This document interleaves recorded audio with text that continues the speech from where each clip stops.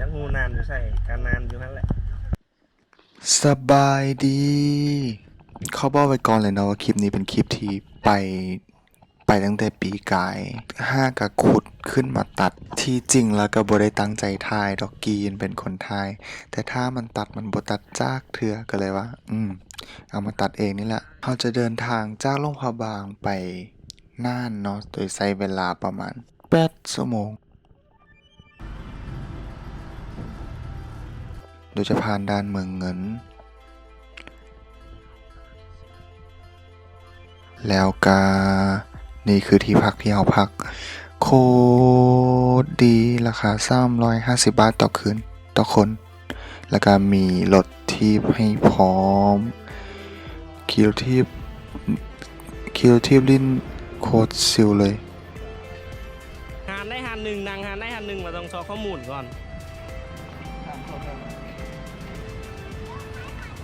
ด้วยความที่เป็นเมืองน้อยกาคิวทีบทัวร์กาให้ฟิลที่แบบสักนิดก็พอแล้วอะ slow life ดี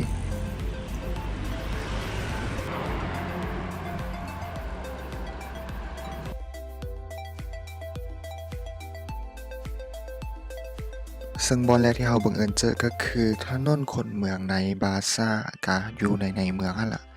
เป็นโลเบิงเครื่องท้องถิ่นโลคอลแล้วก็สอกินข้าวนี่ข้าวเหนียวหมูปิ้งก่อนกลับก็แวะเซเว่นซื้อขนมเสบียงไว้กินตอนคืน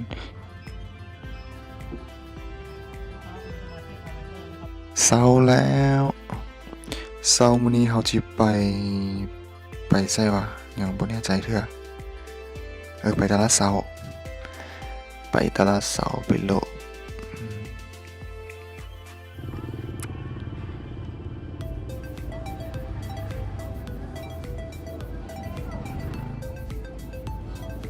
ความประทับใจแรกตัวที่นี่ก็คือเมื่อวานไปจอดรถอยู่กันตัวในบาซ่าเมื่อวานนั้นเนาะเราจะใส่กระแจแต่คนแถวนั้นเขาบอกว่าบ่ใส่ก็ได้มันบ่เสียบ่เคยมีเหตุการณ์ลักรถอยู่ที่นี่จากเทื่อว่าซั่นต่อไปเราก็จะไปวัดมิงเมืองสร้างขึ้นเมื่อปีพ.ศ. 1400ภายในวัดยังมีเสาหลักเมืองน่านฝังอยู่งามตกแต่งด้วยสีขาวต่อมาข้างๆไกลๆกันก็คือจะไปส่วนลีลาวดีหลังจากที่เราไปบอนพ่อพิพิธภัณฑ์ที่ว่าไทยดอกจำปาแล้วเนาะวันนี้เราก็มาวัดอยู่ข้างๆนี่แหละเพราะว่าแถวในเมืองของตัวเมืองน่านมันสีติดกันแล้วก็จะมีวัดหลากหลายขนาดกาผู้ได้มาสามารถขี่รถที่เลาะได้สบายเลยกีวานั้นเนาะเราก็ไปต่อเลยตอนนี้เขาก็อยู่ที่วัดภูมินทร์เนาะซึ่งว่าเป็นวัดเก่าแก่ของน่านบรรยากาศเดี๋ยวว่านั้นสิพาไปเบิ่งเลยว่าบรรยากาศ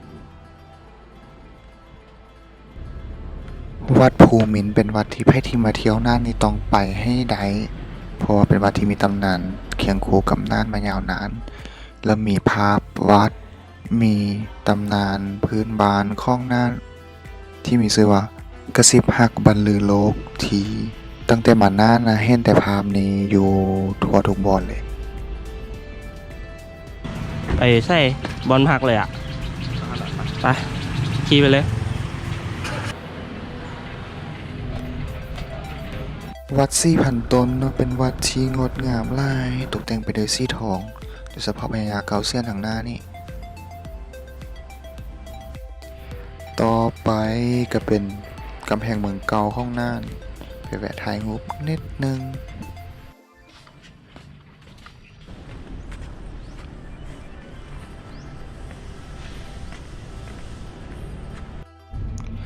เลาะในเมืองเหมือนเราก็จะไปอำเภอปัววะนี่เพื่อจะไปเบิ่งบ่อเกลือใช้เวลาจากน่านไปปัวประมาณ60 นาทีนี่แหละแล้วเราก็ไปเซารถจากขี่เนาะตั้งแต่ปัวไปบ่อเกลือประมาณ40 กิโลเมตร เราจะไปพักบ้านเกวียนอยู่อุทยานแห่งชาติเวียงภูคากัน ฮัลโหลสุดยอด เช้าแล้วจ้าบรรยากาศโคตรดีเลยตอนกลางคืนนี่เงียบสงบ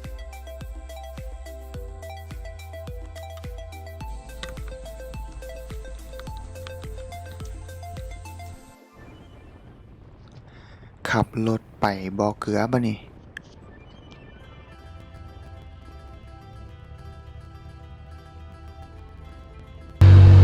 โคตรหนาวเลยเย็น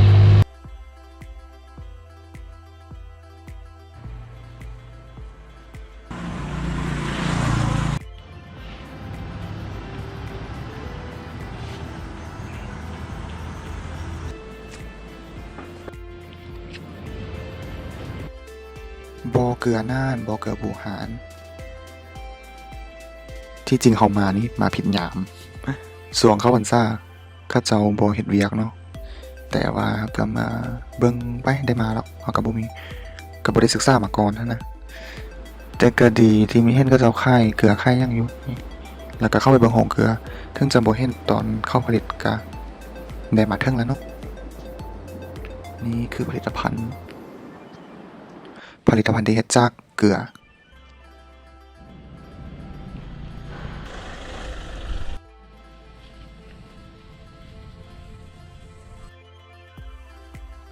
ตอนกลับนี่ฝนตกจ้าเปียก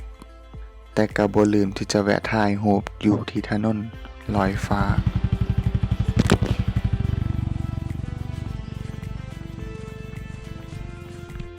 บ่ยอมพักวันนี้แดดออกแล้วก็รถต่อ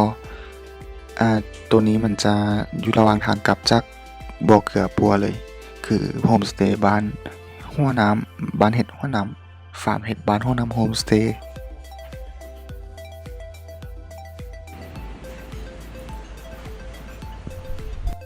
ซึ่งเมนูทุกอย่างจะเห็ดโดยเห็ดนี่คือพิซซ่าเห็ดร้านนี้กะลืมซื้อละ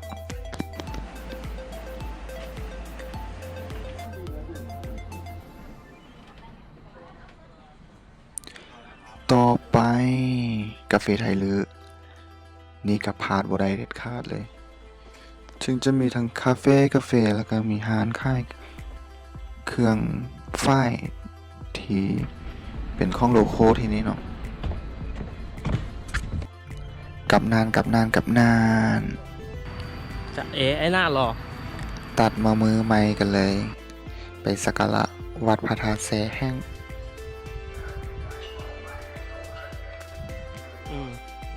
แล้วอยากกินข้าวมันไก่กันเลยมาหารข้าวมันไก่เจเล็กข้าวมันไก่หอมน้ำซุปโคตรดี แล้วก็ไป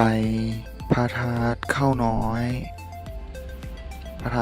ากับคิวทิพมากับโบไก่ไปได้พอทนได้พอขี้ได้สบายดีมื้อนี้เดี๋ยวนี้ครับฝนตกแล้วเฮากำลังว่าสิเข้าตลาดสุดท้ายแล้วเนาะแต่ฝนก็ตกมือเราต้องออกเดินทางแต่ว่าเราก็บ่ลืมที่จะมาถนนคนเดินซึ่งมันจะเปิดแต่เสาร์อาทิตย์วันเสาร์วันอาทิตย์จันทร์ถึงศุกร์บ่เปิดก็มีของกินหลากหลายขอบใจที่เบิ่งเด้อ